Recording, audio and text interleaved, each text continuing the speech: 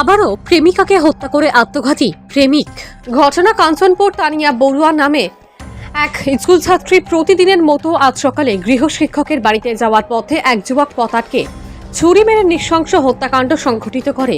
আর মেয়েটি ঘটনাস্থলেই প্রাণ হারায়। আর তারপর সেই ছুরি দিয়ে আত্মঘাতী হয় সেই যুবক। আহত যুবক ও নিহত প্রেমিকা দুজনকেই পুলিশ কর্মীরা কাঞ্চনপুর মহকুমা হসপিটালে নিয়ে যান। সেখানে কর্তব্যরত চিকিৎসকরা রেফার করে ধর্মনগর মহকুমা হাসপাতালে। চিকিৎসাধীন অবস্থায় প্রেমিকেরও মৃত্যু হয়। সূত্রের খবর, এদের দুজনের মধ্যে অনেকদিন আগে থেকেই প্রেমের সম্পর্ক রয়েছে, কিন্তু কেন সেই হত্যাকাণ্ড এ নিয়ে এখনো কিছু জানা যায়নি।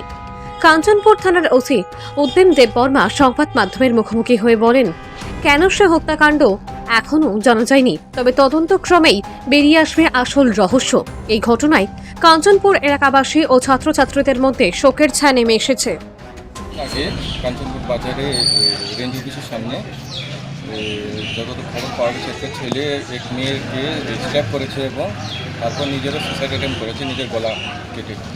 আমরা স্পটে এসেছি এবং এটা কী হয়েছে ঘটনা তা আমরা তদন্ত। আচ্ছা স্যার, মেয়ের নামটা?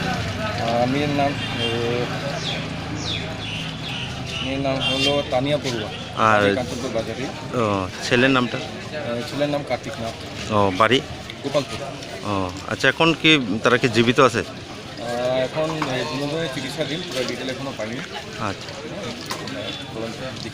আচ্ছা। ধন্যবাদ।